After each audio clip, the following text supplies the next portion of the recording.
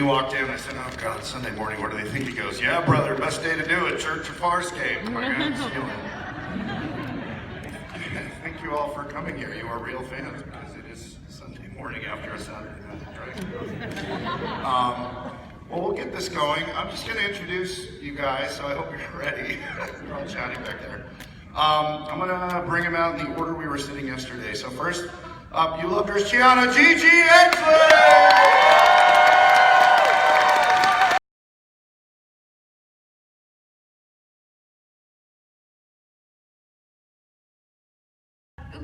Hi.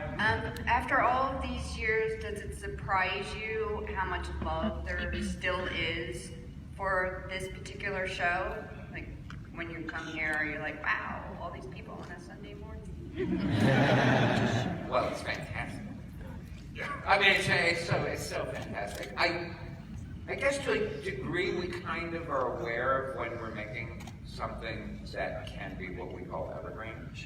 Like, we knew the Muppet Show couldn't be evergreen because of the casting of guest stars. And we knew it would get old inherently.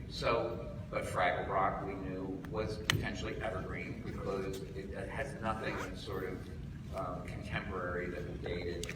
And I think we were always pretty aware of the fact that Farscape was evergreen, even though Crichton obviously came from Earth and has all of his Earth touchstones. We knew the show was not going to particularly date itself, and so potentially we knew it could be an evergreen hit. I don't know, when you're making something, we knew it was very, very unique and original, and that's always a great thing, and potentially can mean it can have a very, very long life. Yeah. Does somebody have a better answer? No, but I want to expand on what part of what you're saying is that when we were coming up with pop cultural references for Farscape, quite often there would be a discussion about, does this reference have any legs? You know, right. So as opposed to pulling a reference straight out of the latest headline, we would reference things like Star Trek or Star Wars, which we knew, I think, at that time that people were going to be watching them pretty much forever. Right. Or you could quote I Was Lucy and stuff like that. Anything Yeah, the the Three Stooges, things like that, and Shakespeare. So a lot of our pop culture stuff was actually it wasn't the sort of like, hey, ripped from the latest headlines, like a lot of it wasn't current. And when something did come up which was current, I would try to find something that was more retro and or more specific to a science fiction audience, if that makes sense. like translator badge. but at some point you would call it, and you would have to call it out. I think the other thing which makes it timeless is the fact that the Henson Company with practical effects. CG effects look very dated for most shows, although I think Farscape's hold up incredibly well. But because the bulk of our effects are practical, on screen, when I watch it now, other than the fact that we're in 4:3, and we did have that fight discussion about whether to go widescreen from season 1. We had the discussion. Well, yes, I know. The places where we wanted to deliver to would not take it. BBC and Sci-Fi wanted it in that format, but the discussion was had. So, is it surprising? Yeah, it's surprising, but it's still so beautiful, right? It's pretty fantastic. Everybody did such a good job. All right, so we weren't surprised. I think seriously, when you work on a show as hard as everyone did on this, I think you're just so focused on making it that, while also saying you're surprised that you thought, well, it's crap, but well, people liked it.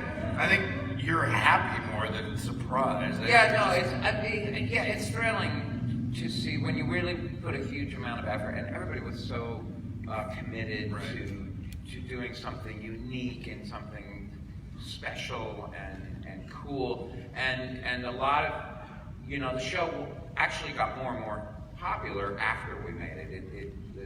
It found its audience. It found its audience over years. It wasn't the first, when we first made the show, that was not when it was most popular. It was most popular probably 10 years later. It is still more popular now than it was when we made it. And that's a really cool thing to see, and in some ways, it happens kind of often in our company. We do something that's so unique that initially the audience is like, well, that's too weird, I'm not really sure I get it. And then it grows. No, but it's also the audience. I mean, interestingly, you know, I just made Happy Time Murders and didn't do very well. It's the second least least successful film we've ever made, because the least successful film we ever made, which was a huge box office failure, was Labyrinth. And it made $10 million in its initial release. It was a massive failure. And then it made $10 million a year or more every year since it was released, which is kind of interesting. So, you know, sometimes it's cool to do something that's just really unique and let it take a little bit for the audience to get it.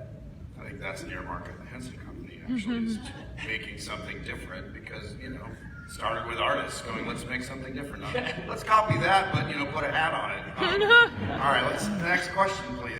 Hi, my question's about craft, and like every time I get a new boss, I learn something new from them, and I'm wondering, is there something, a skill or a technique or something that you learned while working on Farscape that you've taken and brought with you in future projects beyond Farscape?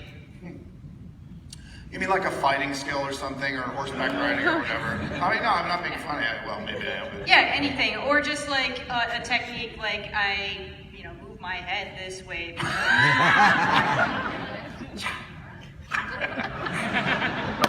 That's an odd question. Anybody? Oh boy, I can say I'm learning so much on really everything that we do.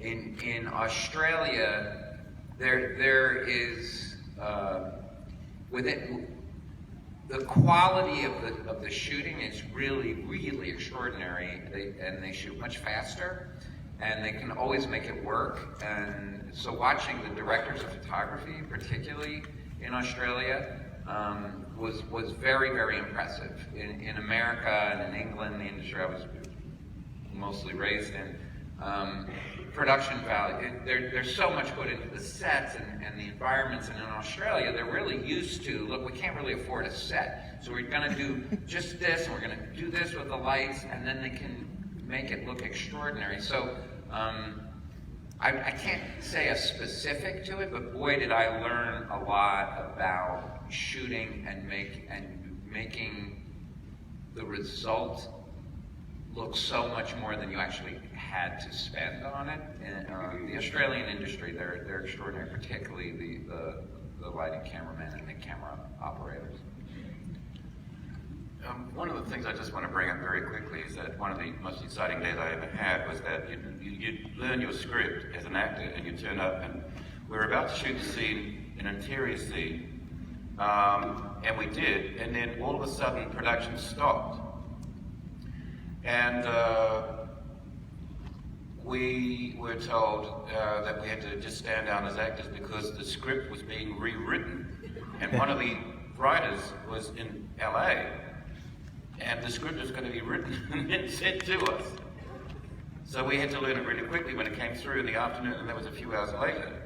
One of the things that's really important about being an actor on screen, of course, is that you don't tie yourself down to any particular kind of way you're going to expect to do things. One of the most exciting things as an actor is just to know your lines, because the director can come in and go, well, instead of, you know, walking in the park now, we're going to climb up a ladder because it's pouring outside and everything's changed. And you go, oh shoot, I had everything that I'd ever planned as an actor was in that scene walking outside.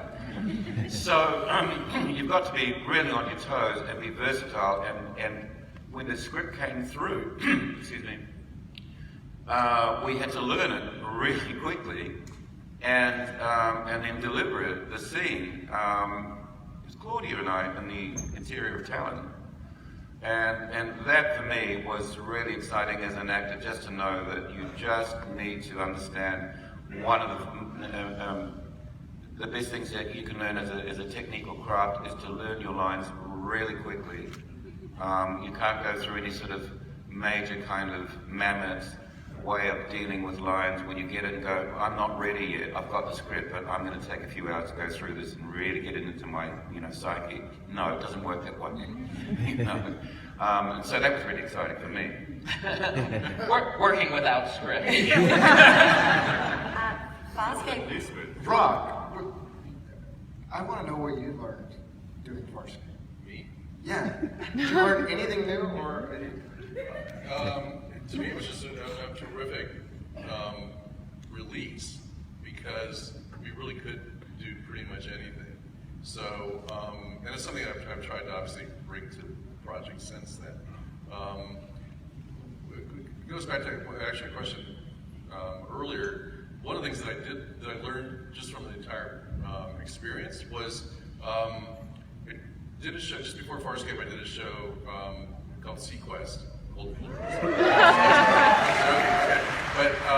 And Sequest was a show that was NBC. It was Steven Spielberg, was Roy Scheider coming to TV for the first time, and it was being presented, big full-page ads and all that, as like, grabbing people by the lapels and saying, this is going to be the most awesome show of all time. And so there was, the audience was kind of sitting there with their arms folded going, okay, show us. And the experience of Farscape was exactly the opposite, which is nobody kind of knew what we were. We were on Sci-Fi Channel, which was still very young in the States at that time, and it allowed the audience to find the show. And because they found it, they embraced it more. And that to me was just a really interesting lesson in terms of kind of audience perception of how they approach the show, in terms of whether it's something that they're being told is the greatest thing ever, or it's something that they get to kind of find and embrace because it's new to them. It's something they weren't expecting. Right. And did you feel going in that I'm not going to say that the conquest of low expectations or anything like that, but when you were going into it, did you feel like, as opposed to the constraints of the network, that are normal, like on something like Sequest, which, by the way, I did audition for you. but bygones. But going into Farscape, I wasn't. Roy Scheider was in it. He's awesome. Did you feel that liberation before you got into it because of the way you and Brian were working? Yeah, absolutely. I mean, it was wild from the get-go. It really was, and we had our other advantage was we went through a regime change at Sci-Fi Channel. We'd been purchased by one network president, another one came in, and he thought the new president, it wasn't his show. He thought it was just going to be a kid's show. He didn't understand it, and he literally said to me, "Just make it as weird as you possibly can." And I've never had a network president ever say that. I don't know that it's ever escaped the lips of any other network president ever. But I walked out of there, and there had been a discussion of whether Rigel should fart helium early in the series. It was too strange. And I walked out of there and said, Rigel's farting helium in the pilot.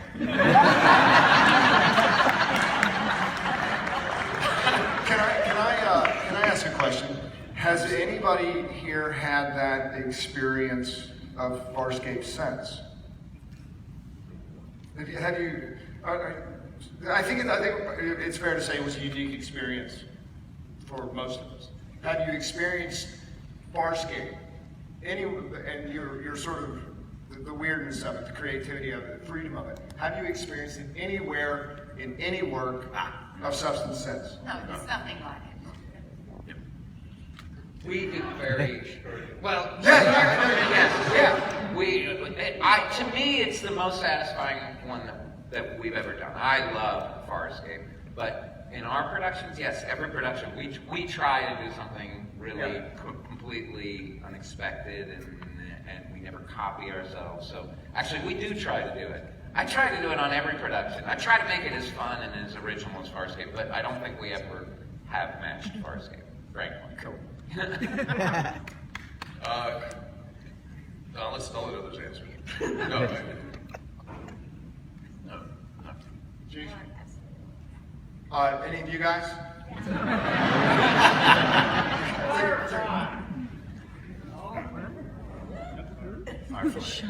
He saw Fireflies, right? No, so Firefly was on at the same time, and I didn't get to work on it. Anybody else? Anybody out here? Is Nathan here? Are we What about good? Jules? Jules stay? Is she around? We got about 3 minutes left. Do you guys have want to say after 20 years before we all say goodbye? Well, that sounded dark. I think before there's something I haven't told you. No, any closing thoughts besides let's make more? Well, I'll just say thank you guys, the fans, for all of your support. I said this yesterday. Every season that we were, the second season was picked up relatively easily at Sci-Fi, but the third season, the fourth season pickup only happened. Well, really happened primarily because of the enormous pressure that Farscape fans put on the Sci-Fi channel.